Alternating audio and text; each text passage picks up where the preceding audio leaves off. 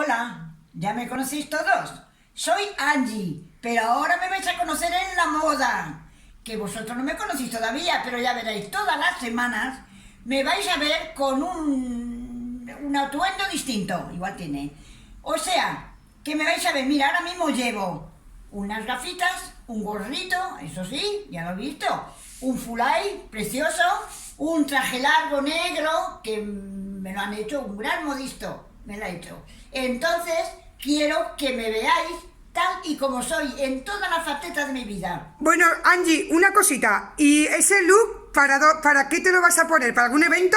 Pues me lo voy a poner para un evento, para hacer Bernarda Alba, por ejemplo. Ah, a ver, quítate el fular. Claro. Quítate el fular. Ya, claro. A ver, te quitamos el fular, quítate las gafas. Claro. Quítate el sombrero.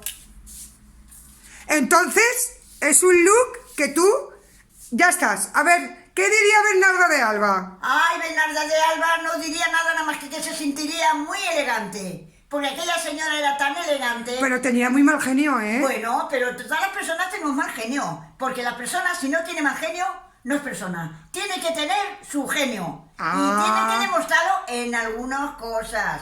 Y además en ocasiones. Pero la educación ante todo. Vale, entonces vamos a tener todas las semanas Toda la semana vais a tener un look, un look de esos, sí. Que yo no sé decirlo bien, pero bueno. un estilismo. Pero que... Bueno, pues manda un saludo a todos tus fans, que tienes muchos fans, ¿eh? Sí, con atuendos distintos. Porque yo soy una mujer y es una mujer muy elegante. Que te gusta mucho la moda. Y me gusta mucho la moda. Y a tus 4 hijas nos has inculcado la moda, Y ¿eh? yo a mis hijas, pues ¿qué te digo yo? Porque les he inculcado todo.